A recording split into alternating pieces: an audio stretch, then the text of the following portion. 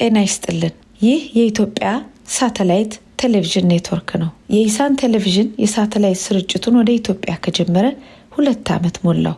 በዚህ እጅግ ፈታኝ በሆነ ወቅት የህዝባችንን የመከራ ቀንበር በአቅማችን ለማገዝ ሞክረናል። የስደቱን፣ የመፈናቀሉን፣ በድሮን የመደብደቡን፣ የመታሰሩን፣ የመዘረፉን በአጠቃላይ ሰላምንም ኑሮንም ለተቀማው ህዝባችን ድምጻችንን ከማሰማት ከትላንት እስከ ዛሬ አላረፍንም።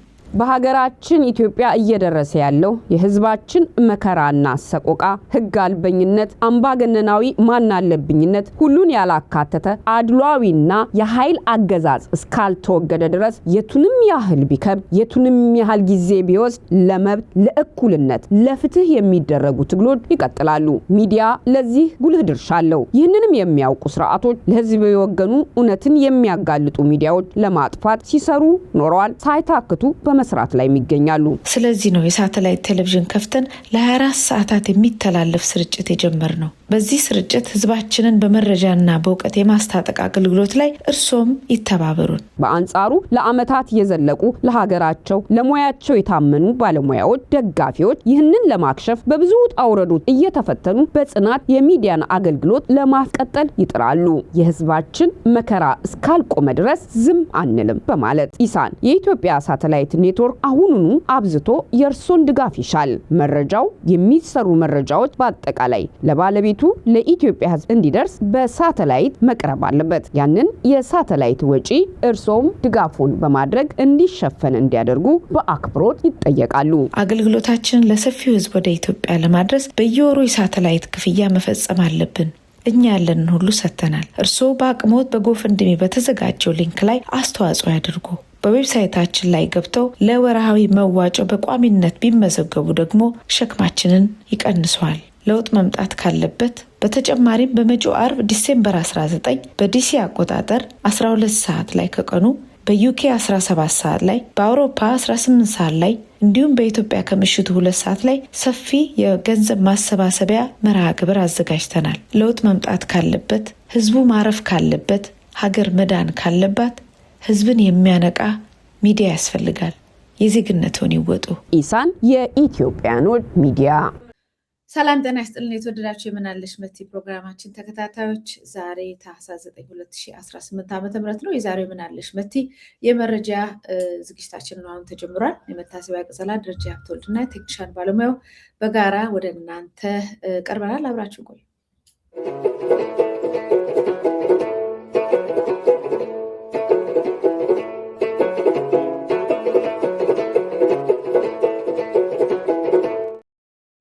ደረጀ እንዴት ውላል? እንኳን ደህና መጣ። እንኳን ደህና ቆይሽ መቲ። ሰላም ነው ወይ? ሰላም ነው ይመስገን። ያው እንግዲህ ከሸሚዝ ወደ ሹራብ ተሸጋግረናል። ዊንተሩን ክረምቱን ምክንያት በማድረግ ማለት ነው። ልክ ነው። የሚቻል አይደለም ብርዱ። ልክ ነው። አዎ ማሞቂያም ተከፍቶ የሚቻል አይደለምና በጣም ይበርዳል። ያው የሚዲያ ፕሮቶኮል ሸሚዝ መሆኑን ጠፍቶን አይደለም ለማለት ነው። በተለይ ወንዶች፣ ለሴቶች እንኳን ችግር የለውም። ለወንዶች ሸሚዝ መሆኑን እናውቃለን፣ ግን አንዳንዴ እንድትረዱን ከሚል ነው። አይ እኔ እንኳን እውነቱን ለመናገር ዩኒፎርም ቢኖረን ዩኒፎርም ብናሰፋ የሆነ ካኪ ፖሊያስተር ምናምን ሁሉ እያልኩ ነው። ለምን በየጊዜው የሆነ ቋሚ ነገር ሲሆን ጥሩ ነው። አለዛ በየጊዜው ልብስ መቀየር ምናምኑ ራሱ ከእንትኑ ውጭ ያደርጓል። አንዳንዶቹ ፋሽን ሾው የሚያሳዩበት ነው። እኛ ደግሞ ፋሽን ብዙም ግድ የሌለ ሰዎችም አለን እና ሚዲያ ስትቀርብ የሆነ ፕሮቶኮል መኖሩ እንዳለ ሆኖ እንደኛ አይነት የትግል ሚዲያ የቮለንተሪ ላይ የሚሰራ ፕሮቶኮል የሌለው ስራው ላይ ትግሉ ላይ ብቻ ለሚያተኩር ሰው ዩኒፎርም የሚባል ነገር ነው ወሳኝ ነው ብዬ ነው ማስበው። እስቲ ወደፊት ሀሳቡን ከዚህ በፊት ውድቅ ተደርጎብኛል፣ ማምጣት አይቀርም። ሁለት ካለን ይበቃናል። ቢያንስ የሚቀየር አንድ ጋር ሁለት ካለን አስቀምጠን ጠለቅ አድርገን የምንገባው ያጠብክ የተኮስክ መምጣት ነው። ከዛ አረንጓዴ ቢጫ ቀይ ምናምን ታረግበታለህ። ባህላዊ ነገር ታረገዋለህ። ዛሬ ጨዋታ አረግንበት ለማህበረሰቡ። አንዳንዴም ሁሌም ግዴ ነው መተኮስ ግድ ነው። አለበለዚያ አብሻዎች አጥባይ ለብሴ ነው የሚባሉት። ቢሻዎች አጥባይ ለብሴ እኮ ነው ስማቸው። ለምን እንትን የታኘከ ነው የሚለብስ። አንዳንዴ አጥቡትም፣ አንዳንዴ ደግሞ አይተሽ ከሆነ ሲታጠብ ልክ ከብት የነከሰው የታኘከ ይባላል። እንደዛ ነው የሚሏቸውና እስኪ እናየዋለን። ዊልሲ መልካም ወደ ዛሬ መረጃዎቻችን እንሂድ። ደረጀ ጠዋት ዜና ሰርተሃል መቼም። እስኪ እንደው ትናንትና ጉብኝት አቋርጠው ሄዱት የግብፁ ጠቅላይ ሚኒስትር ላይ አንዳንድ መረጃ እየወጣ ነው። አክቹዋሊ መረጃው ከመንግስታዊ ምንጮች ነው የወጣው። ሰውየው አትክልት ነው የሚመገቡት፣ ሌላ ነገር አይመገቡም። ነገር ግን ለነበረው ለእራቱ ግብዣ ብቻ 200 ሚሊዮን ብር አካባቢ መውጣቱ ነው የተነገረው፣ ከወጣው ማለት ነው ለእራቱ ግብዣ። እንግዲህ የፈረሱ የምናምኑ አቀባበሉ ይደረግ፣ ምንም እንትን የለው፣ የዲፕሎማሲ አክብሮትን ለማሳየት ያ ይደረግ ይባላል። እና እስካሁን ድረስ የሚታየውና የሚነገረው በመንግስታዊ መገናኛ ብዙሃንም ሲጨባበጡ፣ ሲሳሳቁ፣ ምን ሲሉ፣ ሲገባበዙ፣ ንግግር ሲያደርጉ ምናምን ነው በቃ እንጂ ሰብስታንስ ያለው ምን ተፈራረሙ? ቢያንስ የግብፁ የቀድሞ ጠቅላይ ሚኒስትር ኢትዮጵያ ሲመጡ ከመለስ ጋር ተፈራርመዋቸው የነበሩት በርካታ የንግድ ተቋማት የግብፅ ኢንቨስተሮች አሜሪካ የአግዋ ውሳኔን በአፍሪካ ሀገር ላይ ስትጥል ለቀው ወጥተዋል። ቢያንስ እንኳን እነሱን ስለመመለስ ወይም ስለሚሳተፉበት የንግድ ዘርፍ ወይም ህንድ በምን ጉዳይ ልትሳተፍ ነው፣ በምን ጉዳይ ተፈራረሙ የሚለው ነገር ይገርምሻል እስካሁን አንድም የለም። የዲፕሎማሲ እንትን እየተባለ የሚጎረው ምናምን አብይ ጋር ሲጨባበጡ መኪና ሲነዱላቸው ያኛውን ሲጎበኙ የትምህርት ነገር ስኮላርሽፕ የትምህርት ነገር እንሰጣለን የሚል ነገር ሰውየው ተናግሯል። አንቺ ከእንትኗ ማየት ያለብሽ እኮ በጣም የጎላ ያለው የትምህርት ጉዳይ ራሱ ህንዶች በጣም ብዙ መምህር ነው ያላቸው፣ ስራ ያጡ። ኢትዮጵያ በጣም በርካታ እንትን ልትፈልግ ትችላለች። ህንዶች እዚህ በመጡበት ሰዓት ላይ ብዙ የሚያደርጓቸውን ነገሮች ክፍተት ሊያገኙ ይችላሉ። ነገር ግን እስካሁን ድረስ ፕሮፓጋንዳውን እንደተከታተል ነው ህንድና ኢትዮጵያ አንዳንዱ 1000 ይላል፣ ያኛው ደግሞ ቴሌቪዥን 2000 ዓመት የዘለቀ ይላል። ከየት እንደሚያመጡት መረጃውን አላውቅም። ግንኙነታቸውን አድሱ ይላል። ግን እንዲህ አይነት ነገር የሚለቅ የዊሊያም ሩቶን ነግሬሻለሁ። ዋይት ሃውስ ተጠርተው $6 ቢሊዮን ቀላል አይደለም ወይ ያገኘነው የገንዘብ ድጋፍ ወይም በምን ዘርፍ ለመሰማራት ኢትዮጵያ ያለባትን ችግር ሲመጡ በመከላከያው በምናምን በትብብር በምንፈራረማለን የሚል ዜና አስቀድመው ተናግረው ነበረ። ግን በፕሬስ ኮንፈረንስ የሰጡት ላይና ይሄ አግሪመንት ሳይንስ ያደርጉ ሁሌም ሀገራት የታየ የተገለጸ ነገር የለም። እስካሁን ድረስ እየጠበቅን ነው። ግብዣ ብቻ ሊሆን ይችላል። ኑና ዲፕሎማሲ እየተባለ እየተነገረን ያለው እንትኑ ነው። ይሄ ጭፈራው ሆይ ሆይታው ላዩ ምናምኑ ነው እንደ ዲፕሎማሲ ድል እየተነገረ ያለውና ብዙዎች ናቸው እስካሁን ድረስ አሁን ሲጻጻፉ ምንድነው በቃ የመጡበት ዋናውና ያሳካችው ኢትዮጵያ በዚህ ጉብኝት። ምክንያቱም እንደመለሱ ሁሉ ቀደም ሲል ሲያደርጉ ትልቅ ሀገሮች ሲመጡ በ5 በ6 አይነት ዘርፍ ስምምነት ተፈራርመው ይሄዳሉ። በተለይ ንግድና ኢንቨስትመንት ላይ እሱ ላይ ትዝ አይልህ ብዙ የህንድ ነጋዴዎች እንደውም ጋምቤላ ላይ ካራቱራ ነው ምናምን የሚባል አንድ ነጋዴ ወጥተዋል። ቤትም በምናምንም ብዙ በትንሽ ገንዘብ እየተሰጣቸው ሲሰሩ ነበር መሰለኝ። ጥለው ወጥተዋል እነሱ እኮ። አሁን እነሱን አይነት ማለት በፌር በሆነ ሂሳብ እንደ ድሮ በመሬት በነፃ ሳይሆን እንደዚህ አይነት የንግድ ነገርም የለበትም ውሉ ላይ ማለት ነው። አሁን እኛ እኮ 3 ቀን እኮ ጠበቅን እኮ ንገር እንዴ። ቅድሚያ የሚዘገበው እኮ እሱ ነው መሆን ያለበት። ኖርማ እስካሁን እሱ ነበር አየሩ ነው የሚዘገበው። ነገር ግን እንግዲህ ለወደፊት ብለው ነው መሰል ስምምነቱ ለወደፊት ደርሳል ብለው ነው መሰል።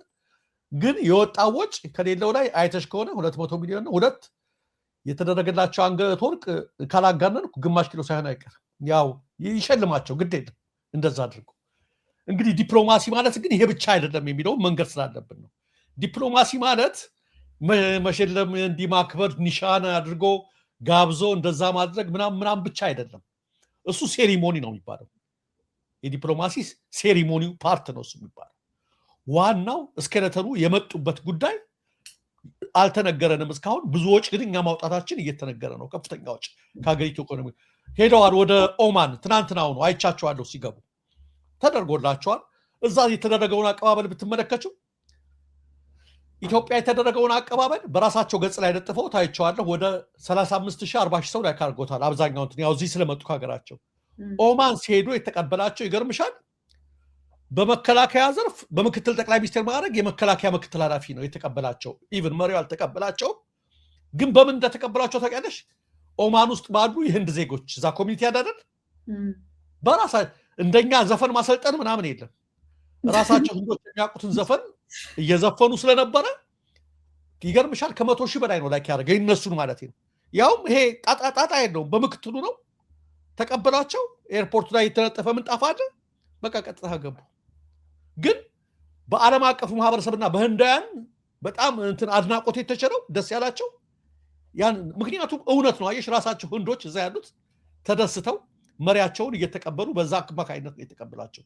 እኛ ጋር እንግዲህ አሁን ቅድም ያልኩሾች ዘፈን ሲሰለጥኑ የነበሩት በዛ ላይ ትክክለኛ ባልሆነ አክሰንት ነው እንግዲህ መቼም ታያለሽ ዝግጅቱ እስክስታ ሲመቱ የነበሩት ብዙ የነበረው ሁሉ ነገር አለ እየተመለከትነው ነው። ሊሆነ ሆኖ ይሁን አክብሮቱ ይነገረን።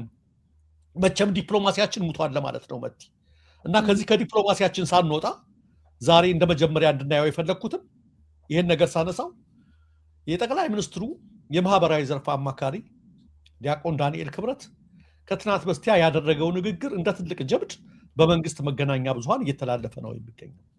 የንግግሩ አንኳር ጨብጥና ይዘቱ አጠቃላይ የተናገረውን ሁሉንም አላነበውም። ምንድነው የሚለው? ኤርትራ ከኢትዮጵያ እንድትሄድ የተደረገበት ዋናው ምክንያት ይላል። እንግዲህ ይሄን እውነታውን ማረጋገጥ ያስፈልጋል። ኤርትራ እንድትሄድ የተደረገበት ምክንያት ኢትዮጵያን ያለ ባህር በር ለማስቀረት ታስቦ ነው ይላል።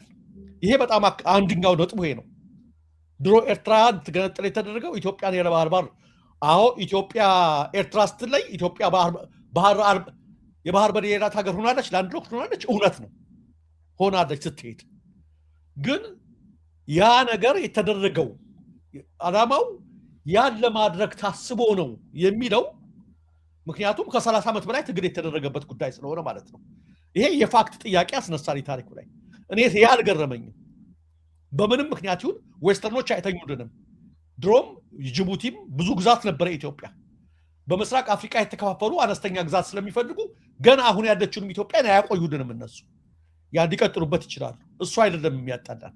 ሁለተኛው ንግግሩ እጅግ እንግዲህ ዲፕሎማሲያችን ምንድነው በኢትዮጵያና በኤርትራ መካከል ያለው ነገር አደገኛ ላይ በሆነበት ሁኔታ ላይ በአፍሪካ ቀንድ ያሉ ትንንሽ ሀገሮች ኢትዮጵያን እንደ ስጋት እያዩ ባለበት ሁኔታ ላይ የጠቅላይ ሚኒስትሩ የማህበራዊ ዘርፍ አማካሪ ምንድነው ያለው? አሁን ኢትዮጵያ የባህር በር ያስፈልጋታል የሚል ነገር እንትን ሲደረግ ነበረ።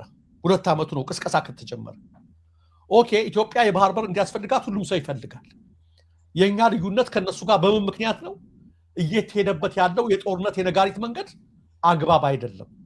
ኢትዮጵያ የባህር በር በዲፕሎማሲያዊና በህጋዊ መንገድ ለማግኘት ጥረት ማድረግ ሲገባት በጦርነት በፉከራ ሉዓላዊነትን በመጣስ ይሄን አደርጋለሁ ማለት እኛንም ጎረቤቶቻችንም የሚከዳ በሌሎችም ዘንድ በስጋት የሚያሳየን ነው እያልን ስንላይ ከርመናል።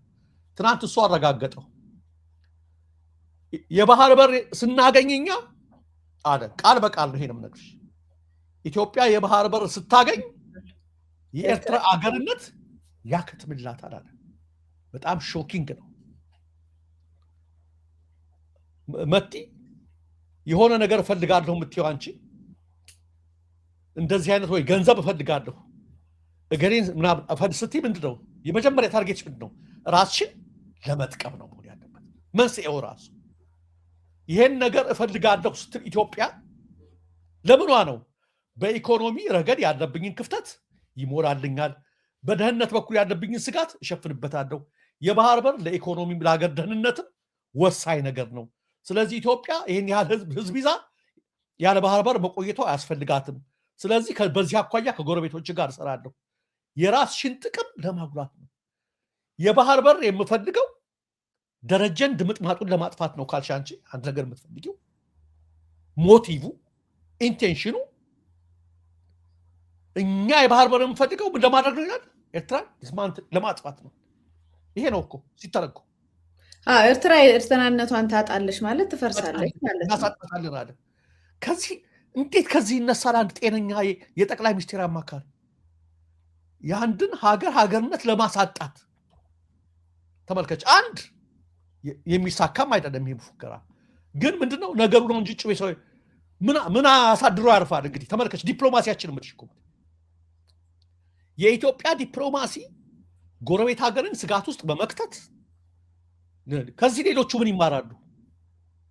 ከዚህ እነ ጅቡቲ ምን ይማራሉ? ከዚህ እነ ሶማሊያ ምን ይማራሉ? ከመሌሎቹ ምን ይማራሉ? እንዲህ ይሄ የኢትዮጵያ መንግስትማ እንትን እያለ በሄደ ቁጥር ሁላችንንም አደጋ ነው የሚሆንብን ነው የሚሉት። ሁለት ኢንተርናሽናል ኮሚኒቲው ምን ይላል በዚህ ተመልከች። ኢትዮጵያ አሁን ምንም በማይገኝ ነገር በራስ ላይ ኪሳራ ማምጣት ተመልከች። ኢትዮጵያ የስጋት ጠንቅ አደገኛ ተስፋፊ ምናምን የሚለውን ነገር አሁን የሚያመጣ ነገር ነው። ቆይ ለምን ጥቅም ነው የተባለው? እሱ ምናልባት የኤርትራን መፍረስ የሚፈልጉ ሰዎች አሉና ሆ ብለው እንዲዘምቱ ነው አሉ ተብሎ ነው ይፈልጋል። ኢትዮጵያ ኤርትራን መፍረስ ይፈልጋል። አንድ ልጅ ይሄን አስመልክቶ ትናንት ሲናገር ለኢትዮጵያ ወጣቶች ምክር ልስጣቸዋል። የዳንኤል ንግግር ተከትሎ ካናዳ የሚለው ነው ስሙ ስለጠፋኝ ነው። አባቴ በደርግ ዘመን ጊዜ ኢትዮጵያ ወታደር ነበር፣ ሰራዊት ነበረ። ለዚሁ ለወደብ ምናምን አሰብ ላይ ነበር የዘመተው። ያኔ የነበሩ ኃላፊዎች ምናምን ነበሩ በዛ ላይ ተደርጎ አባቴ እዛው ላይ አስከሬኑ ቀርቷል። አስከሬኑ ቀርቶ ሞቷል። ሳንቀብረውም ቀርተናል። ዛሬ እነዛ ያዘመቱት ሰዎች ግማሾቹ ልጆቻቸው አውሮፓ፣ ግማሾቹ አሜሪካ፣ እነሱም በተደላደለ ኑሮ ውስጥ እየኖሩ ነው እንትን ብለው። እኔና ቤተሰቦቼ ግን ወላጅ አልባ ሆነን በመንከራተት ላይ እንገኛለን እስካሁን ድረስ። እነ ዳንኤል ክብረት እያደረጉት ባለው ነገር ላይ ወጣቱ አንቺ እንዳልሽው ማለት ነው ተቀስቅሰህ ዘምተህ የኛን ቤተሰብ ዕጣ ነው የሚተርፍህ። እነሱ ልጆቻቸው በክሪፕቶ ከረንሲ በተለያየ ወንጀል የኢትዮጵያን ገንዘብ እየዘረፉ ነው። የእነሱ ልጆች ጦር ሜዳ እየሄዱ አይደሉም። የእነሱ ልጆች ንግድ በተለያየ ንግድ ተቋማት ውስጥ ገብተው እንደፈለጉ እያጋበሱ ነው የሚገኙት። የሚማሩበት ትምህርት ቤት ልዩ ነው። ገና ከልጅነታቸው መኪና እያሽከረከሩ ነው የሁሉም ልጆች። በእንደዚህ አይነት ፕሮፓጋንዳ ተታለህ ብትገባ የኔ ቤተሰቦች ዕጣ ነው የሚደርስ ብሎ ያስተላለፈው መልእክት አይቼው ነው። ምን ልልሽ ነው እስኪ ተመልከቹ ዝም ብለሽ። አንድ ከአሁን በኋላ ከኤርትራ ጋር በዲፕሎማሲያዊና በህጋዊ መንገድ በዚህ ጉዳይ እንነጋገር ይባል እሺ ቢሉ ይመስልሻል ኤርትራኖች? አንድ በኢትዮጵያ ላይ አንቺ በሀገርሽ ላይ የሚነሳውን ነገር እንዴት እንደሚያምሽ አንድ ነገር እንደዚህ ቢልሽ ሌላ ሰው ምን ሊሰማሽ ይችላል? መቲ ኢትዮጵያን እንዲህ እናድርጋት ቢል ያንድ ሀገር መሪ ወይም ያንዳንተን ምንም መንግስት ሽምብጣዩ ምን ትሆኛለሽ? ያኔ በቁጣ ነው የምትነሺው። በጣም የሚገርምሽ ይሄ ንግግር በርካታ ኤርትራውያንን እያስቆጣ ይገኛል። የፕሬዝዳንት ኢሳያስ ተቃዋሚም ሆነ ደጋፊንም ሆነ ማለት ነው። ምክንያቱም አደገኛ ነገር ነው ይሄ እየተባለ ያለው። ስርዓትን ላስወግድላችሁ የፕሬዝዳንት ኢሳያስ ስርዓት አይጠቅማችሁም እያለ አይደለም ዳንኤል እኮ ያለው። አሁን አይተሽ እኮ ሀገርነቷን እናሳጣታለን ያለው። ይሄ ዲፕሎማሲ አይደለም። አማካሪዎቹ በቅርብ ያሉት ሰዎች እንደዚህ ነው የሚያስቡት። መቲ ምን አይነት ንግግር ነው?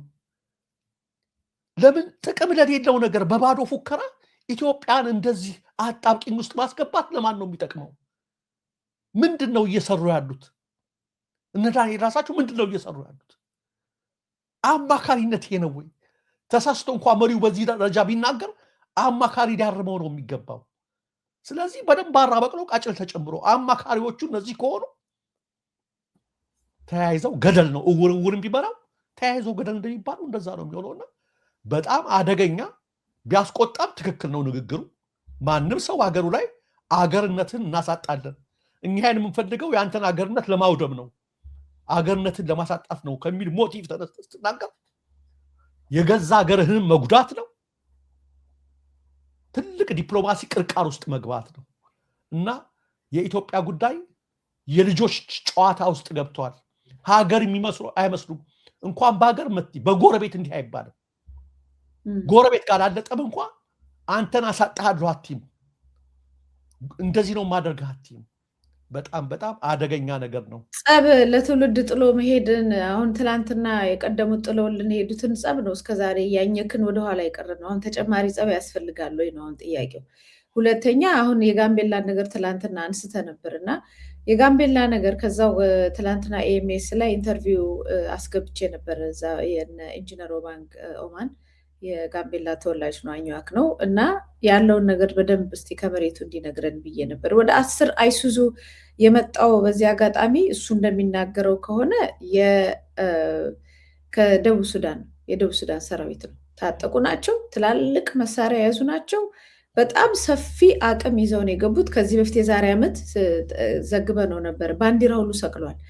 ዩኒፎርማቸው ላይ የግብፅ ሁሉ ባንዲራ ነበረበት ሲገቡ በሱዳን በኩል ማለት ነው። እና አሁን የሬክ መሻር እና የሲልቫኪር ጦርነት ላይ የሬክ መሻሩ ግዛቱን እያስፋፋ ነው። ለምን ጋምቤላ ያለው ኑዌር አኝዋክ፣ በተለይ ኑዌሩ የእኛ ነው፣ አኝዋክን ወደዛ እንገፋለን አይነት ነገር ነው። ይህንን ለማስፋፋት ነው 10 አይሱዙ ትጥቅ የያዘ ሰው ገብተው መሬት ተቆጣጥረው አካባቢውን ይዘው ህዝቡን እየገደሉ እየዘረፉ እየጨፈጭፉ እያስወጡ ነው ያሉት። አንተ በዚህ በኩል ቁጭ ብለህ እዚህ ጋር ድንበርህን የጋምቤላ ያለው ነዋሪ ድረሱልን እያለ እዚህ ቁጭ ብለህ ሌላ ትለኩሳለህ ማለት ነው። ምንድን ነው በዛና በዚህ መላኮስ? ኢትዮጵያን የማፍረስ ሂደት ካልሆነ በስተቀር ነገ ኢትዮጵያ የምትባል እንዳትኖር ካልሆነ በስተቀር ይሄ ለኢትዮጵያ ጥቅም በምንም ካልኩሌሽን ሊሆን አይችልም። ምክንያቱም ይሄ ኢትዮጵያን የሚጎዳ ነው። እንደው እነሱ እንዳሉት ቢሳካና ኤርትራ ብትበተን ብትፈርስ ለኤርትራ ለኢትዮጵያ ጥሩ ነው ብለው ነው የሚያስቡት? የትኛው ሳይንስ ነው ይሄንን የሚናገረው? ድሮ እኮ ደቡብ ሱዳን ላይ ጭቅጭቅ ወይም ሶማሊያ ላይ ምናምን እንቅስቃሴ ሲፈጠር እኮ በቀዳማዊ ኃይለ ሥላሴ ጊዜ ከዛም በፊትም የእኛ ሰዎች ገብተው እዛ አካባቢ የሚነሳ የቴሮሪዝም ጉዳይ የአሸባሪነት የሚስፋፋ ወደ ኢትዮጵያ እንዳይኖር እዛ ድረስ እየገቡ ችግር ለመፍታት ይሞክራሉ። አሁን ወስት ምዕራቦች እኮ እዚህ ድረስ የሚመጡት እኮ አልሻባብ የሚዋጉት ታዲያ ለምንድን ነው? ይደርስብኛል ብላ አይደለ እንዴ? እዛ ለእኛን ያጠፋናል ብሎ አይደለም እንዴ? አሁን እንደዚህ አይነት ነገር ለአካባቢው ላይ ጦርነትና እንደዚህ አይነት የቀጠናውን የሚያውክ ነገር ማድረግ ለምን ተፈጠረ? አንድ ሁለተኛ በፖለቲካ ተጣልተናል፣ ብዙ ጊዜ ዋጋ ከፍለናል። ከዛ በኋላ ሰው ከተጠላው ደም ከተቃባው አካል ጋር እንኳን እንትን ይባላል። ከራስ ስጋና ደም ከሆኑ ማህበረሰብ ጋር ይህን ያህል መሄድ ያስፈልግ ነበር? ራስ ትላንትና ተጠቅመ ለጦርነት እንትን ካልካቸው በኋላ አስተባብረ እንዲዋጉልህ ካረክ በኋላ አሁን ደግሞ አጠፋሃለሁ ምን ማለት ነው እንዴ? ከሰው በላይ እኮ አይደለም የምንጠይቀው ከሰው በታች የሆነ ንብረት ነው የምንጠይቀው። ይሄ ደግሞ እዛ ካሉት ሰዎች ጋራ ትላንት የኖርናቸው የተዋለድናቸው ሰዎች ጋራ በጋራ ቁጭ ብለን የሰለጠነ መንገድ ፈልገን በሰላም እናምጣ ነው። ለኢትዮጵያ ሌላ ተጨማሪ ለኤርትራም ለኢትዮጵያም ተጨማሪ ጦርነት አያስፈልገውም። ኢስት አፍሪካን በዚህ ሁኔታ እያጫረሱ እያባሉ አፈራርሶ የሚሄድ የአረቦች ተልዕኮ ካልመጣ በስተቀር ወይም የሌሎች ተልዕኮ ካልመጣ በስተቀር ይህንን አንድ ለምስራቅ አፍሪካ የሚያስብ ዜጋ አያደርግም። ይሄ ነው ዋነኛው። አሁን ለኤዲተር ከደረሰለት እኔ ሰሞኑን ወደ አፍሪካ እየተዟዟርኩኝ ነበር እና ከሄድኩባቸው ቦታዎች አንዱ ዩጋንዳ ነው እና ዩጋንዳ ሲሄድ ያየሁት ነገር ዲፕሎማሲ ምን ማለት እንደሆነ ህዝቡ ጣልቃ ሳይገባበት መንግስት ጣልቃ ሳይገባበት ህዝቡ እንዴት ነው የሚኖረው የሚለውን ብዙ ማሳያ አለ። እንደውም ቴክኒሻናችን ካስገባልን የተወሰኑትን ፎቶዎችና ቪዲዮን የላኩት የተወሰኑትን እናያለን። ይሄ የመድኃኔዓለም ቤተክርስቲያን ይባላል። ላይ የምታየው ፎቶ ነው፣ ቪዲዮዎችም ይኖሩታል። የዩጋንዳ ባንዲራ ይታያል። መሀል ላይ የኢትዮጵያ ባንዲራ አለ። በዛ በቀኝ በኩል ደግሞ የማን ባንዲራ አለ? የኤርትራ ባንዲራ አለ። ለምን እዚህ ቤተክርስቲያን ውስጥ በቁጥር የሚበዛው ያው ኢትዮጵያና ኤርትራ ነው። ኤርትራኖች በጣም ብዙ ናቸው የሚሄዱት። ስለዚህ ባንዲራቸውን ሰቅለውላቸዋል። አገልግሎቱ ላይ የጋራ ነው፣ ጸሎቱ የጋራ ነው። ለምሳሌ አቡነ ዘበሰማያት ይባልና አባታችን ነው ተብሎ እንደገና በትግረኛ አባታችን ነው ደግሞ አንደኛው በአማርኛ ከተባለ አንደኛው በትግረኛ ይሆናል። ሌላኛውም ደግሞ እንደዚህ ሌላ ሚካኤል ቤተክርስቲያን የሚባል ነበር እና እዛም ሄጄ ነበር። እንደውም የሚካኤል ቤተክርስቲያን ሰዎች እንትን ታቦት ምናምን ወጥቶ ነበረ። ትምህርቱ ራሱ በአማርኛ ከዛ በትግረኛ፣ ቡራኬውም በአማርኛ ከዛ በትግረኛ ነው እየተደረገ። በዚህ ሁኔታ በሰው አገር ሁለቱም ማህበረሰቦች ተሰደው እነሱ ችግሩ የኛ ሳይሆን የመንግስታታችን ነው ችግር ሲሉ እነሱ አንድ ላይ እዚህ ላይ አብረው ያመልካሉ። አይ በቤተክርስቲያኑ ስትገባ የሰማይን ህይወት ነው የምታስበው። በዛ በስደት ላይ ደግሞ ስትሆን እዛ እንዴት ነው የምኖረው የሚለውን የጋራ ነገር የትኛውም ቦታ ላይ ዓለም ላይ ሄደን የኢትዮጵያ ነገር የሀገራዊ ነገር ካማረንና የኢትዮጵያ ከሌለ ወይም የኤርትራን ካለ ወደዛ ነው የምንሄደው። ምንም ግልጽ እኔም እዚህ ቤተክርስቲያን የምንሄድባቸው በአሁን እዚያ እኛ ጋር ኪዳነ ምሕረት ቤተክርስቲያን ሱባኤ የሚያዝበት ላይ ጠቅላላ ኢትዮጵያዊ እዛ በብዛት ታገኘዋለህ እስኪሞላ ድረስ ጢም እስኪል ድረስ። እነሱም በአማርኛ አገልግሎት በአማርኛ ቀዳሽ ቡራኬ ሰጪ በአማርኛ መዝሙር እስኪጀምሩ ድረስ ሆነዋል። ለምንድን ነው ህዝቡ አብረኝ ነው መኖር የምፈልገው ካለ ለምንድን ነው ካልተጋደልክ ብላችሁ የምትጠይቁት? ይሄ ነው ጥያቄው። ለምንድነው ካልተጫረስክ የምትሉት? አሁን እዚህም ያለው በስደትም ያለው ቤተሰብ የተጋባውም እየተፋታ ደም እንዲቀባ ነው የሚፈልገው እና ይሄ በጣም አደገኛ አደገኛ አደገኛ ሴራ ነው። እንደዚሁም ደግሞ ኤርትራ ምንድነው የተባለው እዛው ንግግሩ ላይ ምንድነው የባህር በሩን ስለሚፈልጉት ነው ከኢትዮጵያ የወሰዱት። ኢትዮጵያ ኤርትራ በተገነጠለች ጊዜ ኤርትራ ከኢትዮጵያ በተገነጠለች ጊዜ ምዕራባውያን በጣም የሚቀርቡት ማንን ነበር? እስካሁን ድረስ የሚቀርቡት ማንን ነው? ወያኔን ነው አይደለም? ስለዚህ ወደዚህኛው ነበረ ማድረግ የሚሻላቸው ለነሱ ከሆነ ያደረጉት። እኔ እነመለስ ስራዬ ብለው በራሳቸው ጊዜ ከኤርትራ ጋር ፍቅር ነበሩ። ነገ ደግሞ ትግራይ እንገነጥላለን ብሏል። የዛን ጊዜ ይቀመጥልን እዛ ብለው በኋላ ለራሳቸው ሊጠቀልሉ ያስቀመጡት ነገር ነበር። ተጣሉ፣ በዛው ቀረ። እዚህ ላይ ደረስ። አሁን በአደባባይ ወጥቶ ሰላም እንፈልጋለን ይላል። እንደዚህ ወጥቶ እንደዚህ አይነት ቦምብ መጣል በጣም አደገኛ ይመስለኛል። አይበጀንም።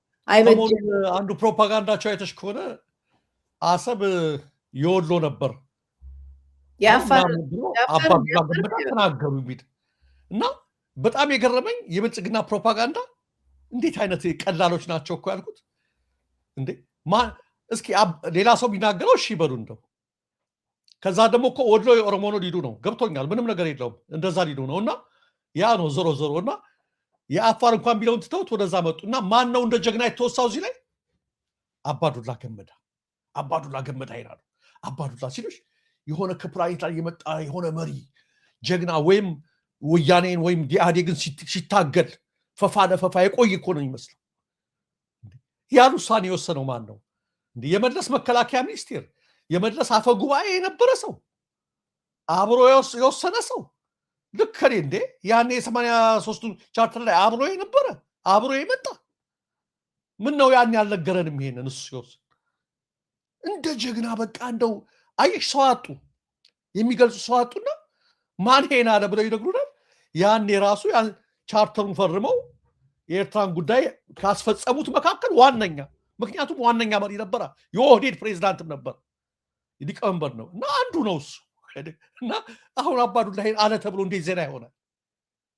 አባዱላ ሄን አለ ብሎ ዜና ይሆናል? ኢህአዴግ አለ እኮ ማለት ነው። ኢህአዴግ ሄን አለ ብሎ ዜና እንደማድረግ እኮ ነው። እና ሰው አጣቸው እና እንዲህ አይነት ጨዋታ ሲጨዋቱ በጣም በቃ የሌለ እኛ አንዳንዴ ታዝታውሽ እንደሆነ ይሄ ዜንቱም ሰሞን ያን ሁሉ ወንጀል ትተሽ በኢህአዴግ በምንም የተሰራውን እንትን ሰሞን እስኪ ለእንደዚህ አይነት ለውጥና ለአንድነት ለፍቅር ለሰላም ከመጡ ብለሽ የነበሩትን ሹመኞች ዝም ብለሻቸዋል። ያው ብለናቸዋል ሁላችን። እስኪ ቆይ ወደ አንድ ካመጡን ካለፈው ስህተት ከተማሩ ይቅርታ ከጠየቁ እንደዚህ እያልሽ እንዲሁ ሲያሞግሳቸው አብይን በየመድረኩ ምን ሲሉ ምራቃችንን ዋጥ አድርገን የድሮውን ነገር ዋጠን ዝም ብለናቸዋል። እና እውነት መሰላቸው እነሱ እንዴ? ስለና ስንት ታሪክ አለባችሁ ሁላችሁ፣ ስንት ጉድ አለና በአባዱላ አያምርም፣ እሱ አያምርም ለማለት ነው። አቋረጥኩሽ መቲ። ወደ ሌላ መረጃ እንሂድ፣ ያው ተመልሰን እንመጣበታለን። እሺ አዎ እንመጣበታለን። ኤኒዌይ አደገኛ ነገር ነው እንዳልሽው።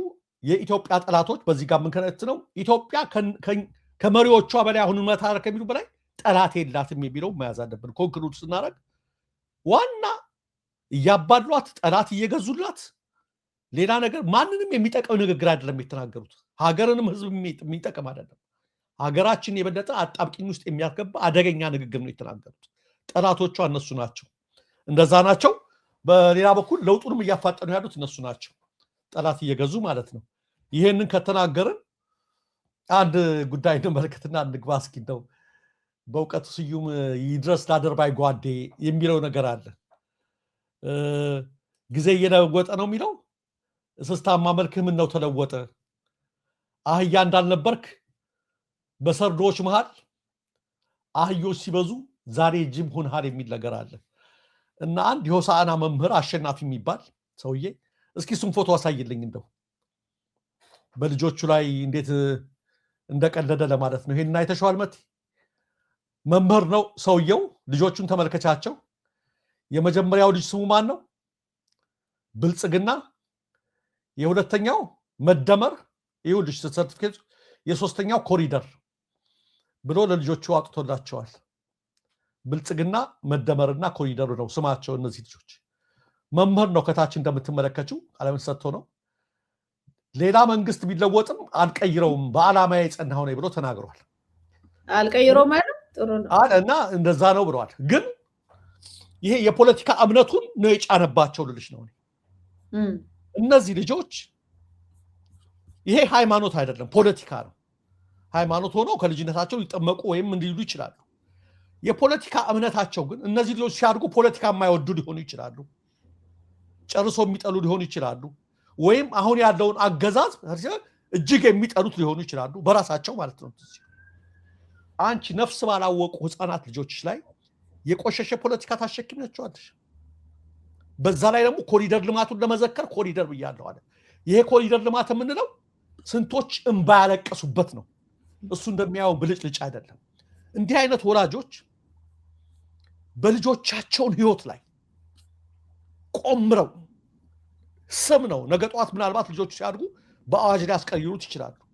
ነገር ግን እስከዛው ላይ በጭንቅላታቸው ላይ አስፍረው በልጆቻቸው ላይ የራሳቸውን ሆድ ለመሙላት የሚያደርጉት ነገር ነው። ለዚህ ነው ቅድም ያልኩሽ ነገ ጠዋት ብልጽግና ወድቆ ሌላ ነገር ቢመጣ ስማቸውን በፍጥነት ከሚለውጠው ሰውዬ መካከል አንዱ እሱ ነው። ይሄንን ተመልክተነዋል። ያኔ ቲፒኤልኤፍ 83 ገባ ሲባል በርካቶች ስማቸውን ወዴት እንደወሰዱት አይተናል። አማርኛ ስማቸውን ደሴ ውስጥ ብዙ አይተናል። የሆቴል ባለቤቶች ወደ ትግርኛ ወስደውት ሲቀይሩት አይተናል። ብልጽግና መጣ ሲባል ከነ አያታቸው ያልማናውቃቸው ሰዎች አያታቸው የኦሮሞ ስም ሆኑ ሊነግሩን የጨመሩ እናውቃለን። እውነት ነው መነገር ያለበት። በየቦታው መለዋወጥ በየቦታው ማለት ነው። ይሄ ሰውዬ የዚህ የሚያሳዝነው የራሱን ቢለውጠው ምንም አይመስለኝ ነበር። ራሱን ብልጽግና ቢል ስሜን በአዋጅ አስለውጬ እኔን ብልጽግና ሚስቴን ኮሪደር ብለናል ብለው ራሳቸው ቢያደርጉ ምንም ነገር እንትን አይደለም። ነፍስ ያወቁት ነው ቢኖር ወይም በራሱ ላይ ቢወስን ማለት ነው። ነገር ግን ተመልከች የአደርባይነት ጥግ መችለት አንድ ሰውዬ እንባቸው በአራት እየወረደ ይላሉ። ምን ሆኖ ነው ተብሎ እኔ ደግሞ ማንቸስተር ያኔ ተሸንፎ ስለነበረ የማንቸስተር ደጋፊ መሰለኝ አርሴናል ነጥብ ጥሎ መሰለኝና በጣም ግራ የሚያጋባ ነው። ምን ሆነ ነው ሲባል የብሶት ለቅሶ ነው ከውስጥ እንደው መንግስታችን ለሰራው ልማት ቃል አጣሁኝ። እስኪ ያድንቁ እኮ እስኪ እንዴ ዘመድ እኮ እንኳን የሞተበት እኮ እንደዛ ያለቅስም እኮ ዝርክርክ እኮ ነው ያሉት መታየቻቸው እኮ የውስጥ ሌላ ብሶትን በዛ በዛው እንግዲህ የተቆረጠ ይኖራል። አባቴ ብለው ቀጥሎ ሊሆን ይችላል። እና የሆነ ነገር ለቀቁት በቃ። አንዳንዱ ሰው ተመልከች የአደርባይነት ጥግ። ይሄ እኮ ዘመን አስቸጋሪ የሆነ የብልጽግና ዘመን ካሁን በፊት ኢቲቪ ያቀረበው አንድ ሰውዬ ነበር እና የአደርባይነት ጥግ እኮ ነውና ምን አይነት አዲስ ፈጠራ ይዞ መጣ ተብሎ ምን ሲባል የውሃው ያለና ምን ሊያሳይ ነው ሲባል ብልጽግና ስትለው ቀርበ ይለቃሉ። እዚህ ለኛል ዶሮ ድምፁ ጋር ነው ግንኙነት እኮ ያዴግ ቢለው ይፈሳል እኮ ሌላ ቢለው ይፈሳል። እና ግን አደርባይነት መቲ በዚህ ዘመን ምን ያህል ሪከርዷ እንደተሰበረ ማንም ሊያሻሽለው የማይችል መንገድ እንደዚህ ተሰብሯል። አሁን ደግሞ ምንም በማያውቁ 3 ልጆች ላይ ህፃናት ላይ ጨቅላዎች ላይ ይሄን የቆሸሸ ፖለቲካ ምን አለ ከመጽሐፍ ቅዱስ ቢያወጣላቸው? ሙስሊም ከሆነ ምን አለ ከቅዱስ ቁርአን ቢያወጣላቸው? ወይም ሌላ ነገር ቢያደርግ? አይ እሱ ፖለቲካል እንትኑ ነው። ያው አዲስ አይደለም። በነገር ላይ ድሮ በደርግ ጊዜ አብዮት ምናምን የሚባሉ ብዙ ስሞች አልነበርም። ከዛ ጋራ ተያይዞ ከአብዮቱ ጋር የተወለዱ ልጆች አብዮት ምናምን አንድነት የመሳሰሉት ነበሩና እንደውም እኔ እንትን አንድ ልጅ ሲነግረን ጠቅላላ እንደዚህ አይነት እና አብዮት ምናምን የሚል ስም ነው የተሰጣቸውና እሳቸው አሁን ምንድነው የሆነው? በቃ ኢህአዴግ ወያኔ ሲገባ በጣም ችግር ውስጥ እገባለሁ ልጆች ችግር ውስጥ ይገባሉ ብለው በጣም ተጨነቁና ሁሉንም ስም መቀየር አይቻልም፣ ብዙ ናቸው። ስለዚህ የእነሱን ከእንትን ከምል የኔን መቀየር ይሻላል ብለው የእሳቸው በለጠ ነበር ቀለጠ አሉት ማለት ነው። ከዛ አሁን አብዮት ሲባል ቀለጠ፣ አብዮት ቀለጠ። ስለዚህ በእያንዳንዱ ስም ይሄው ቀልጧል እኮ እያሉ ልጆቻቸውን ለማዳን የሄዱበት ነገር ነው ተብሏል። አሁንም በችኮላ አንድ ልጅ አብይ የሚል ታቱ እዚህ ላይ ብሎ ነበር ተነቅሶ ነበር አሉ በቅርቡ። እና ሰዎች ደውሎ አብይ የሚለውን ታቱ እንዴት አረከው? ቀንደኛ ተቃዋሚ ሆኗል እና ምን አረከው የንቅሳት እኮ አይለቅም ምናምን ሲሉት ጾም የሚል ጨምሬበታለሁ ብሏል። እና እና አንዳንዴ እንደዚህ አይነት ችኮላ በጣም ለችግር ውስጥ ነው ዘላለማዊ ችግር ውስጥ ነው የሚከትና ካድሬነት ሰቅሏል።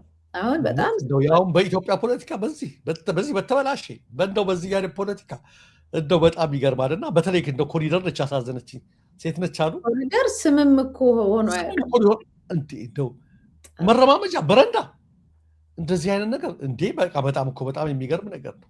ህዝባችን ብዙ ትምህርት እውቀት ከማጣት የተነሳ እንግሊዝኛም ነው ቃሉ እኮ እና በጣም ይገርማል እኮ እንደው ይገርማል። ወደ አማርኛ የመጣ እንግሊዝኛ ቃል ነው ኮሪደር ይሁን። እስኪ ለማንኛውም ትላንትና ደረጃ እንትን የፍርድ ቤት ውሎ ነበረ። ያው ማታ ዘግበው ከሆነ አላየሁም። አንተ ጠዋት ነው ዜና የሰራው።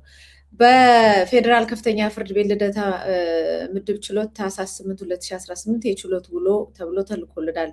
አማራነት እንደ ወንጀል በቆጠረው የኦህዴድ ብልጽግና አገዛዝ በተለያዩ መዝገቦች በሽብር ወንጀል የተከሰሱ የፖለቲካና የህሊና እስረኞች ፍርድ ቤት ቀርበዋል። በእነ የተከበሩ ዮሐንስ ቧያለው በህመም ምክንያት ያልተገኘ ካልሆነው ከአማረ መለስ በስተቀር የተከበሩ ዮሐንስ ቧያለው ጨምሮ 15 ተከሳሾች በችሎቱ ተገኝተዋል። መዝገቡ የተቀጠረው ከመጋረጃ ጀርባ ይመስክር የተባለውን ይታያል በሩቆ የተባለውን ምስክር ለመስማት ነው።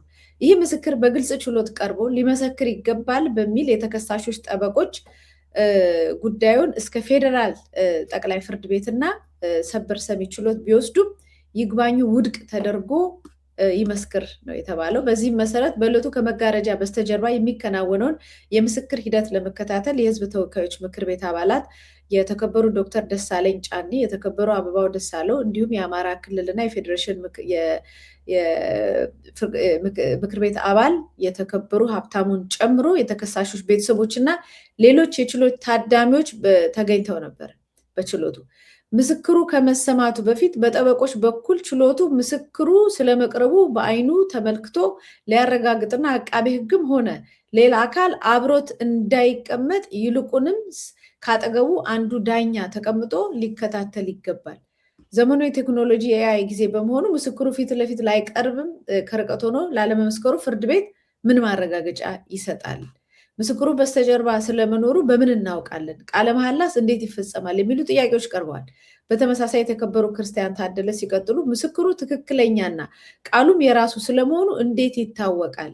ተጽፎ ተሰጥቶት እያነበበ ላለመሆኑ እንዴት ይታወቃል? ከፍ ሲል ደግሞ ከሳሽ አቃቤ ሕግ ራሱ ምስክር ሆኖ ላለመቅረቡ በምን እናውቃለን? ሲሉ ምስክሩ በእውነት ከመጋረጃ መኖሩን እንዲረጋገጥ ተጠይቋል። ይህን ቅድመ ምስክርነት የመብት ጥያቄ ተከትሎ በችሎቱ ተሰይመው የነበሩት ሶስቱም ዳኞች ፈይሳ በዳዳ መሀል ዳኛ፣ ጌትነት መዲና የግራ ዳኛ፣ አስራት እሸቱ የቀኝ ዳኛ ከችሎት ወጥተው ለ2 ሰዓት ገደማ ከቆዩ በኋላ ተመልሰው በችሎቱ ተሰይመዋል። የተከሳሾች ጠበቆችና አቃቤ ሕግ ባህሩ ይፍሩና አዲሱ ግዛውም ቀርበዋል። እንደተሰየመውም ምስክሩ መግባቱን አረጋግጠናል። የቀኝ ዳኛ አስራት እሸቱ ደግሞ ከጎኑ ተቀምጠው ሂደቱን የሚከታተሉ ይሆናል። ሂደቱ ግን ከቀኑ 7 ሰዓት ይቀጥላል በማለት የምሳ ሰዓት ደርሶ ስለነበር ከተሰየሙበት ችሎት ተነስተዋል ይላል። ከሰዓት በኋላ ምን እንዳሉት ሳይሆን ከቀኑ 8 ሰዓት ከ20 ነው ተሰይመው ምስክሩን መስማት የተጀመረው። አቃቤ ሕግ ከአሁን ቀደም ምስክሩ በሁለቱ ተከሳሾች ላይ ያስረዱኛል ብለው ነበረ። በዕለቱ ግን የተናገሩት በተከበሩ ክርስቲያን ታደለ ላይ ስለመሆኑ ገልጸዋል። ምስክሩ የተከበሩ ክርስቲያን ታደለ ከጎጃም ፋኖ ስር ገረመው ወንድ አወቅ ብርጌድ ለሻለቃ 2 መሪ ስልክ ደውለው አይዟችሁ በሚል ስለማበረታታቸው አንድ አባል ነግሮኛል፣ ነገር ግን መች እንደደወሉ አላወቅኩም ሲል የሰሚ ቃሉን ተናግሯል። አባሉ ይህን የነገረንም ሐምሌ 7 2015 ጎጃም መከላከያ ትጥቅ ሊያስፈታ መጥቷል በመባሉ ጦርነት ገጥመን ከሰነበትን በኋላ ከቀኑ 11 ሰዓት እረፍት ላይ እያለን ነው ሲሉ አውስቷል። ይህን ተከትሎ በጠበቆች በኩል መስቀለኛ ጥያቄዎች፣ በአቃቢ ሕግ ድጋሚ ጥያቄዎች እንዲሁም ዳኞች በኩል የማጣሪያ ጥያቄዎች ቀርቦለት ምስክሩ ምላሽ ሰጥቷል። ችሎቱ ተከሳሹ የሰነድ ማስረጃ አስተያየት ይዘው እንዲቀርቡ ሲል ጥር 8 2018 ተለዋጭ ቀጠሮ ሰጥቷል። እነዚህ ሌሎችም አሉ፣ ተመሳሳይ ናቸው። አሁን እኔ ለአንድ እንደው የመጀመሪያውን ብቻ ምሳሌ ነው እንጂ በ3 ተከሳሾች ላይ ሌሎችም ነገሮች ቀርበዋል። ከዚህ በፊት በአንድ ሰው ላይ ይሄ ነገር ተፈጽሞ በጣም ብዙ ጩኸት ተነስቶ ነበር። አሁን ከመጋረጃ ጀርባ ተደብቆ ሬዲዮ ያወራ ምን ያወራ ይሄን ሁሉ ይሄ ከህግ ጥሰት ውስጥ ከመጋረጃ ጀርባ ውስጥ ተደብቆ የሚያወራ አንድ ሰው ነው እንግዲህ እንደ ምስክርነት የመጣው እና የፍትህ ሲስተሙ ምን ላይ እንደሆነ የሚያሳይ ነው። መቼም ጽኑ ከማለት ውጭ ሌላ ምንም ማለት አችልም ለእስረኞች በተለይ። አዎ መት እንዲህ አይነት አሰራር የሚኖረው ሳምታይምስ እኛም ጊዜ በፊት ቅንጅትም ጊዜ እንሰጋለን ብንመሰክር ሰው ሊያጠቃን ይችላል የሚሉ ካሉ ይባልና 2 ክፍል ይዘጋጃል። በነገራችን ላይ እዛው ፍርድ ቤት ላይ ምስክሩ እዛው እየታየ አይታይም፣ ማንነቱ ግን እዛች ክፍሏ ጋር ሆኖ እሱ አይታይም። ጥያቄ ያላቸው በምስክሩ ላይ ተከሳሾቹና የተከሳሾች ጠበቃ እንደዛ ነበር የሚመላለሱት። ቤት ነገር ነው የምትዘጋጀው። ድሮ የትናንትናው ለየት የሚለው አንቺ እንዳልሽው ከመጋረጃ ጀርባ ያለና ድምፅ ብቻ ነበር የሚመጣው ውዝግብ የፈጠረው። እንደውም ኤአይ ነው አርቲፊሻል ኢንቴሊጀንስ ነው ላለመሆኑ ምን ማረጋገጫ አለ ብለው አንቺ እንዳነበብሽው ውዝግብ ተነስቷል። እኔ ያ ውዝግብ እንደተነሳ ራሱ አሁንም ጥርጣሬ ያለቀቀው ለራሴ ማለት ነው። ጥርጣሬ ያለቀቀ 2 ሰዓት ቆይተው ነው በኋላ ተነጋግረው የመጡት። የሚነሳበት ጊዜ ምላሽ የሚሰጠው ወዲያው ነው። አንድ ዳኛ ከመካከላቸው ይነሳል። አንድ ወይ ጠበቃ ይነሱና ሂዳችሁ አረጋግጡ ይባላል። ወዲያው ዳኛው ትዕዛዝ መስጠት ያለባቸው በእርግጥ እንደዚህ ነው ወይ የሚለው። ለምን 2 ሰዓት ሙሉ ቆዩ የሚለው ለራሱ የኔን ጥርጣሬን ትፈጥሮታል አሁን። ስለዚህ የመጀመሪያው ቀርቦ የነበረው እንደውም ምን ብለዋል ተከሳሾቹ? የሰው አይመስልም፣ የተፈጥሮ ድምፅ አይመስልም፣ ትንሽ እንትኔ ማድረግ አለበት ብለዋል። ማይክሮፎኑ ነው የመጣው። ከስከዛሬዎቹ የተለየ አሰራር ነው የተደረገው። ስለዚህ ኤአይ የመሆኑ ነገር አሁንም እኔ ላይ ጥርጣሬ እንዳለኝ ነው። የፍትህ ስርዓቱ ስለሞተ ማለት ነው መቲ እንደዛ ሆኗል። ይሄ ብቻ አይደለም። እስካሁን ድረስ የትናንትናው ይሄ የኛ ምስክር ባይነገርም በነ ክርስቲያን ታደለ በነ ዮሐንስ ቦያለ ላይ የመሰከሩት በሙሉ የመከላከያ ሰራዊት አባላት ናቸው። በሙሉ እስካሁን ድረስ ማለት ነው። ሌላ ገለልተኛ አካል ምናምን ሊመሰክርባቸው አልቻለም። የሆነ ሆኖ እንደተባለው ጊዜ መግዣ ነው፣ እነሱን የማሰቃያ ነው። በዚህ ነገር ሄደው ነገ ጠዋት እድሜ ልክ ምናምን ፈርደው ወደ ምን እንደሚሄድ እናውቀዋለን። ነገሩ አጣብቂኝ ውስጥ እየገባ ነው። የሆነ ሆኖ ሁላችንም በዚህ በፍርድ ቤት ላይ እምነት ስለሌለን እንኳን እኛ ራሳቸው ተከሳሾቹ እምነቱ የላቸውም። ተገደው ነው እየመጡ ያሉት። ተገደው ምን እያሉ ነው እየመጡ ያሉት እና ከዚህ ፍርድ ቤት ብዙ አንጠይቅም። የፍትህ ስርዓቱ መቀለጃ ከሆነ ቆይቷል። በስተመጨረሻ መቲ ከመዝጋታችን በፊት አንድ ፎቶ እስኪ አውጣልኝ። ፍሊፐር ኢንተርናሽናል ስኩል ላንቻ ካምፓስ በተመለከተ በጣም አሳዛኝ ነገር ነው የተሰማው ዛሬ። እንግዲህ መቲ እንደምታውቂው የኦሮሚያ ትልልቅ መስሪያ ቤቶች እየተገነቡ ያሉት አዲስ አበባ ላይ ነው። ፍርድ ቤቱ ታውቂያለሽ ምን ያህል ቢሊዮን ብር የተንጣለለ ነገር እየተገነባ ነው። ሌላው ፖሊስ ኮሚሽን የኦሮሚያ በቃ ተቋማት በሙሉ አዲስ አበባ ላይ እየተገነቡ ነው። የኦሮሚያ ፖሊስ ኮሚሽን ፎርቹን ነው የዘገበው ከነፎቶው። ተገንብቶ እኮ አብቅቷል እና በዛ ቦታ ላይ አሁን በተገነባበት አካባቢ ከአንደኛ እስከ 8ኛ ክፍል ወደ 800 ተማሪዎችን የሚያስተናግድና የአካባቢ ነዋሪዎችና የትምህርት ቤቱ ማህበረሰብ አባላት የዕለት ተዕለት ኑሮ ያሻሻለው ፍሊፐር ኢንተርናሽናል ስኩል ላንቻ ካምፓስ ነበረበት። አሁን ምን አይነት ትዕዛዝ መጣ? እንዲፈርስ ተደረገ። ልኬለታለሁ ቴክኒሻኑ ፎቶግራፉን የትምህርት ቤቱን እንዲፈርስ ተደረገ። ተጠየቀ። አሁን ክርክር ላይ ናቸው። በጣም የሚያሳዝነው ነገር ውሳኔ የተላለፈው ይላል ተመልከች መቲ ከ700 ሚሊዮን ብር በላይ በሆነ ወጪ የተገነባውና ባለ 13 ፎቅ ህንፃ የሆነው አዲሱ የኦሮሚያ ፖሊስ ኮሚሽን ዋና መስሪያ ቤት በቅርቡ ተመርቋል። 3900 ስኩዌር ሜትር አገር በዩ የሚሸፍነው ዋና መስሪያ ቤቱ የመኝታ ክፍል፣ ቢሮዎች፣ መሰብሰቢያ አዳራሽና የማቆያ ክፍሎች ያሉት ሲሆን ለሄሊኮፕተር ፓርት ተብሎ በተሰራ ጣሪያ ተሸፍኗል። በጣም ኤክስፔንሲቭ ነው፣ 700 ሚሊዮን። ይህም ሆኖ ኮሚሽኑ ከተከፈተ ከጥቂት ወራት በኋላ ተጨማሪ የመኪና ማቆሚያ ቦታ ያስፈልገኛል በማለት ለአዲስ አበባ መሬት ልማትና አስተዳደር ቢሮ ጥያቄ አቅርቧል። ጥያቄው የቀረበላቸው የቢሮ ኃላፊዎቹም ለኮሚሽኑ ከ3 ወራት በፊት ተጨማሪ 6822 ካሬ ሜትር ቦታ በመፍቀድ የመኖሪያ ቤቶችንና ትምህርት ቤቱን ያካተተ መሬት አስረክበውታል። ዝውውሩ የተከናወነው ካለሊዝ ክፍያ ነው። ጉዳት ከደረሰባቸው 5 ቤቶች በዙሪያ ካሉት መካከል 1 ቪላና 3 ደረጃቸውን የጠበቁ ቤቶች ይገኙበታል። የትምህርት ቤቱ ማህበረሰብና የአካባቢ ቤቶች ከነበራቸው ትስስር አኳያ ነዋሪዎቹ አካባቢውን ለብዙ 10 ዓመታት ቤታችን እያሉ ነበር የሚጠሩት። ትምህርት ቤቱ በጣም ተመሳጥሮ ነበር። ሆኖም የረጅም ጊዜ ሰፈር ትስስር አሁን እንዲበጠስ ተደርጓል። ወላጆች፣ አስተማሪዎችና ተማሪዎች ግልጽ አማራጮች ሳይሰጣቸው የግዳጅ እርምጃውን እንዲጋፈጡ መደረጋቸውን የተቃወመውና በ2012 የተከፈተው የፊሊፐር ኢንተርናሽናል ትምህርት ቤት የላንቻ ቅርንጫፍ በአሁኑ ሰዓት በፍርድ ቤት ክርክር ላይ ይገኛል። የወሰደውን መሬት ተመልከችው፣ የተገነባውን ግንባታ ተመልከችው። ነገር ግን እሱ ብቻ አይደለም። የሚገርመው ነገር እሱ አይደለም። የሚገርመው ነገር ልክ ሄደታለሁኝ እንትኑን ትምህርት ቤቱን የሚገርመው ነገር ቴክኒሻኑ አልሰማንም መሰለኝ። ይሄው ፊሊፐር ኢንተርናሽናል ላንቻ ይሄ ነው እንግዲህ አሁን ይፈርሳል። ትምህርት ቤቱ ታች ታይቻል ማስታወቂያ። ይሄ ሁሉ በሙሉ ጠቅላላ እንደዛ እንዲፈርስ የተደረገ ነው። ለምን? ቀደም ሲል የተወሰደውን ስኬል ሜትር አይተሻል። አሁን ደግሞ ወደ 6000 ካሬ ሜትር ነው የተሰጠው። የአካባቢው ነዋሪዎች ታዩ እንግዲህ ተማሪዎች ብቻ 800 ናቸው እዚህ የሚማሩት። ከዛ ላይ ደግሞ ትስስሩ ተፈጥሯል። በግልጽ እርግጥ እነሱ ነግረውናል። ፊንፊኔ የኦሮሚያ ዋና ከተማ ናት ብለው የፈለጉት ተቋማት ሁሉ እዚህ እየሰሩ ነው። ግን ያን ያህል ግዙፍ ከተሰራ በኋላ የሄሊኮፕተር ማረፊያ ያለው ጣሪያ ያለው ህንፃ ከተሰራ በኋላ ባለ 13 ፎቅ ህንፃ ከተሰራ በኋላ አሁን ደግሞ ይሄም አልበቃንም ተብሎ አካባቢው እየፈረሰ ነው። ክርክር ላይ ይገኛሉ።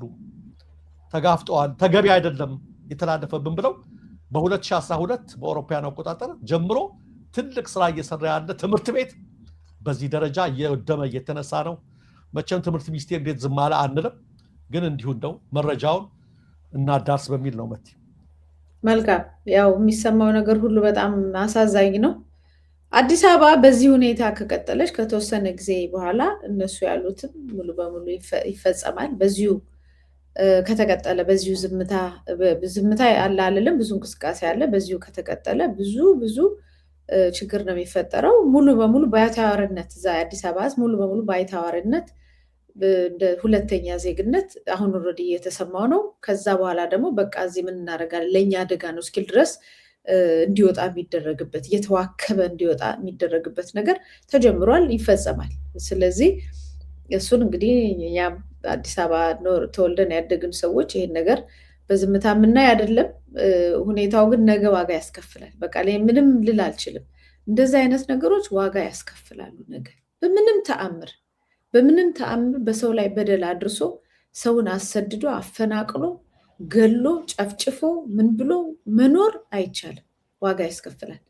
ስለዚህ በተለይ እንደዚህ አይነት ሁኔታዎች ይሄ ብቻ አይደለም፣ ብዙ ነገሮች ናቸው። ምን የኦሮሚያ ቢሮ ትልቅ ነው ታውቃለህ፣ እና አልበቃኝም ብሎ ስንቱን ህዝብ እንዳስነሳው እኔ እናንተም ዘግበናል። ህዝቡን ጠቅላላ ቦሌ መደዳ ኦሎምፒያ ምናምን ያለውን እኮ ጥርቅድግ አድርጋችሁ ተነሱልኝ ከዚህ ብሏል። ከዛ በኋላ ደግሞ እያንዳንዱ የኦሮሚያ ቢሮ ውስጥ የሚሰሩ ሰዎች ቤት እንዲያገኙ አዲስ አበባ ላይ ህጉ ያዛል፣ ይፈቅዳል። ቤት ሄደ ከሌላ ቦታ ምናምን የምትመጣው የኦሮሚያ ቢሮ ውስጥ ካልሰራ ነው። የኦሮሚያ ነገር ቢሮ ከኦሮሚያ ጋር የተገናኘ ኦፊስ ውስጥ ካልሰራ ነው ሌላ ቦታ የምትሄደው። እዛ የምትሰራ ከሆነ ሚዲያው ላይ የምትሰራ ከሆነ ቢሮ የምትሰራ ከሆነ ቤት ይሰጣል። ቤት ከሌለው ደግሞ ከ97 ጀምሮ እያዋጡ ኮንዶሚኒየም የሰሩ ሰዎች ቤት ይቀማና ወይም እዛ ላይ ተሰርቶ ያለቀው ተነስቶ ለአንድ ሰራተኛ እዛ ውስጥ ይሰጧል። ይሄ ሊፈጥር የሚችለውን አደገኛ የሆነ ቁጣ ነገ በምን ትከሻችን እንደምንሸከመው አላውቅም። ብቻ ይሄ ጊዜም ያልፋል። እንዲያልፍና እንዲያጥር እንደዚህ አይነት ህገወጥነት፣ ወንጀለኝነት፣ ዘረኝነት፣ ጎጠኝነት ከዚህ በላይ እንዳይሄድ ብቻ የማድረግ ኃላፊነት አለብን በሚል ነው ፕሮግራማችን የምንቋጨው። ሰዓት ስለገደመን በዚሁ እናብቃ። ደረጃ አመሰግናለሁ። መትያው እኔም ጨርሻለሁ። መልካም አመሰግናለሁ። አድማጭ ተመልካቾቻችን ስትከታተሉት የቆያችሁት የዛሬው ምናለሽ መቲ የመረጃ ስርጭታችን ነበረ። ከዚህ በኋላ የኢሳን ማስታወቂያን እናስገባላችኋለን። ነገ ማስታወቂያ ላይ በተቀመጠው ወይም ፖስተርም አለ። ፖስተሩ በምታዩት ፖስተር መሰረት በነገ 2 በኢኤምኤስ ቴሌቪዥን እንደዚሁ በተለያዩ ዩቲዩብ ቻናሎችም ምናለሽ መቲን ጨምሮ ሊንኩን እናስቀምጣለን። በዛ ሁላችሁም እየተከታተላችሁ የምትችሉትን ነገር እንድታረጉ አድራ እንላለን። በዚሁ ፈጽም ያለው ለዛሬ ሰላም ቆዩ። ጤና ይስጥልን። ይህ የኢትዮጵያ ሳተላይት ቴሌቪዥን ኔትወርክ ነው። የኢሳን ቴሌቪዥን የሳተላይት ስርጭቱን ወደ ኢትዮጵያ ከጀመረ 2 ዓመት ሞላው። በዚህ እጅግ ፈታኝ በሆነ ወቅት የህዝባችንን የመከራ ቀንበር በአቅማችን ለማገዝ ሞክረናል። የስደቱን፣ የመፈናቀሉን፣ በድሮን የመደብደቡን፣ የመታሰሩን፣ የመዘረፉን በአጠቃላይ ሰላምንም ኑሮንም ለተቀማው ህዝባችን ድምጻችንን ከማሰማት ከትላንት እስከ ዛሬ አላረፍንም። በሀገራችን ኢትዮጵያ እየደረሰ ያለው የህዝባችን መከራና ሰቆቃ፣ ህግ አልበኝነት፣ አምባገነናዊ ማናለብኝነት፣ ሁሉን ያላካተተ አድሏዊና የኃይል አገዛዝ እስካልተወገደ ድረስ የቱንም ያህል ቢከብ የቱንም ያህል ጊዜ ቢወስድ ለመብት፣ ለእኩልነት፣ ለፍትህ የሚደረጉ ትግሎች ይቀጥላሉ። ሚዲያ ለዚህ ጉልህ ድርሻ አለው። ይህንንም የሚያውቁ ስርዓቶች ለህዝብ የወገኑ እውነትን የሚያጋልጡ ሚዲያዎች ለማጥፋት ሲሰሩ ኖረዋል። ሳይታክቱ መስራት ላይ የሚገኛሉ። ስለዚህ ነው የሳተላይት ቴሌቪዥን ከፍተን ለ24 ሰዓታት የሚተላለፍ ስርጭት የጀመርነው። በዚህ ስርጭት ህዝባችንን በመረጃና በእውቀት የማስታጠቅ አገልግሎት ላይ እርሶም ይተባበሩን። በአንጻሩ ለአመታት የዘለቁ ለሀገራቸው ለሙያቸው የታመኑ ባለሙያዎች፣ ደጋፊዎች ይህንን ለማክሸፍ በብዙ ጣውረዶች እየተፈተኑ በጽናት የሚዲያን አገልግሎት ለማስቀጠል ይጥራሉ። የህዝባችን መከራ እስካልቆመ ድረስ ዝም አንልም በማለት ኢሳን የኢትዮጵያ ሳተላይት ኔትወርክ አሁኑኑ አብዝቶ የእርሶን ድጋፍ ይሻል። መረጃው የሚሰሩ መረጃዎች በአጠቃላይ ለባለቤቱ ለኢትዮጵያ ህዝብ እንዲደርስ በሳተላይት መቅረብ አለበት። ያንን የሳተላይት ወጪ እርሶም ድጋፉን በማድረግ እንዲሸፈን እንዲያደርጉ በአክብሮት ይጠየቃሉ። አገልግሎታችንን ለሰፊው ህዝብ ወደ ኢትዮጵያ ለማድረስ በየወሩ የሳተላይት ክፍያ መፈጸም አለብን። እኛ ያለንን ሁሉ ሰጥተናል። እርስዎ በአቅሞት በጎፈንድሚ በተዘጋጀው ሊንክ ላይ አስተዋጽኦ ያድርጉ። በዌብሳይታችን ላይ ገብተው ለወርሃዊ መዋጮ በቋሚነት ቢመዘገቡ ደግሞ ሸክማችንን ይቀንሰዋል። ለውጥ መምጣት ካለበት በተጨማሪም በመጪው አርብ ዲሴምበር 19 በዲሲ አቆጣጠር 12 ሰዓት ላይ ከቀኑ በዩኬ 17 ሰዓት ላይ በአውሮፓ 18 ሰዓት ላይ እንዲሁም በኢትዮጵያ ከምሽቱ 2 ሰዓት ላይ ሰፊ የገንዘብ ማሰባሰቢያ መርሃ ግብር አዘጋጅተናል። ለውጥ መምጣት ካለበት፣ ህዝቡ ማረፍ ካለበት፣ ሀገር መዳን ካለባት ህዝብን የሚያነቃ ሚዲያ ያስፈልጋል። የዜግነቱን ይወጡ። ኢሳን የኢትዮጵያኖች ሚዲያ